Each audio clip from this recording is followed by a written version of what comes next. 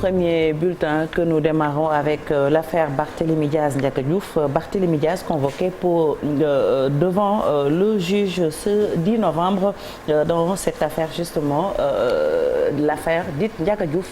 Une convocation Fatidian qui survient au lendemain du dépôt de sa candidature à la mairie de Dakar. Son avocat, Cheikh Khoureyssi-Ba, estime qu'il est dans l'œil du cyclone. Rappelons que Barthélémy Diaz est accusé d'avoir abattu Ndiaga Diouf. C'était en 2011, le 22 décembre. Plus précisément, il a été condamné en première instance 2 ans de prison, dont 6 mois ferme. Et le maire de Mermoz Sacré-Cœur a interjeté appel, certainement Chérif Dia, et reviendra tout à l'heure dans l'actu commentée. Alors, pénurie d'eau dans la capitale sénégalaise, beaucoup de quartiers de Dakar sans le liquide précieux. Une pénurie qui touche même d'autres villes du pays à l'image de Thiès.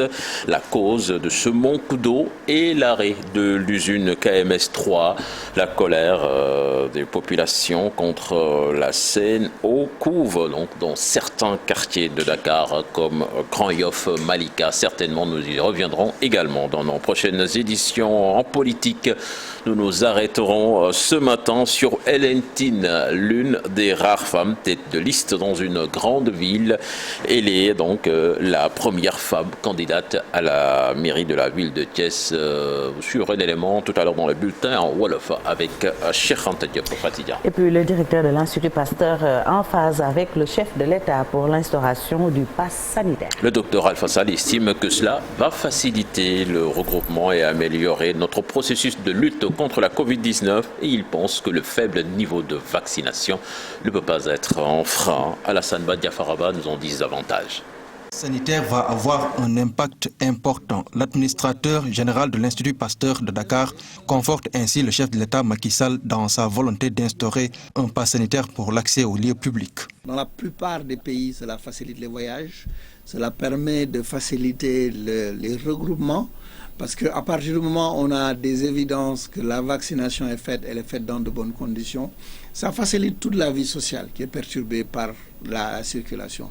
Et donc, à mon sens, c'est une très bonne opportunité qu'offre là le gouvernement à travers le président de la République de voir aussi le Sénégal, comme il l'a fait partout, être pionnier dans certains standards et mieux d'améliorer notre processus de lutte.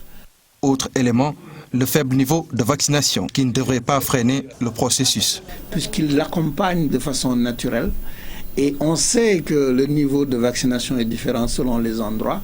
Et donc, c'est un outil supplémentaire dans cette lutte. Et pour ça, je pense que plus tôt on l'amène dans le dispositif, mieux c'est. Si le chef de l'État, il se bat, et puis tous les autres chefs de l'État se battent pour avoir des vaccins, et les vaccins sont là au stockage qui vont peut-être périmer, ce serait vraiment une situation qu'on ne veut pas. Donc, je suis d'accord avec le président. Il faut tout faire, mais il faut même pas, c'est inutile d'arriver à ce stade où on va forcer les gens de se faire vacciner. Nous-mêmes, chacun doit prendre ses responsabilités dans cette pandémie. Une 4e vague n'est pas à exclure selon ces experts. Pire, il faut s'attendre à un autre variant qui peut changer la donne. La liste d'Aliou Cissé pour les 2 prochains matchs des Lions attendus ce matin. Et les regards seront tournés fatigués vers Pape Gueye qui devrait être convoqué pour la première fois en équipe nationale. Le natif de Montreuil qui a été formé au Havre, présenté ici par Mamadou Ndiaye. De la liste d'Aliou Cissé, Pape Gueye, sauf retournement de situation, va honorer sa première convocation avec l'équipe nationale du Sénégal. Le milieu de l'Olympique de Marseille, âgé de 22 ans, né à Montreuil, est un pur produit du Havre où il a joué 42 matchs entre 2017 et 2020. Le joueur signe un pré-contrat avec Watford en Angleterre comme agent libre, mais décline finalement pour un désaccord sur les termes financiers. Il s'engage par la suite à l'OM. Pape Gueye a aussi été international U18 et U19 à 10 reprises avec les Bluets de la France, avec certainement le grand saut avec le maillot frappé de la tête du lion. Il devrait... La conférence de presse du sélectionneur, ce sera donc à partir de 10h au Goodraid, c'est ça, Fatidian? Inch'Allah, on y sera. Merci beaucoup, cher Tidiane. Rendez-vous à 7h pour le 7h Info. Tout de suite, les actualités internationales avec Ibou Diouf.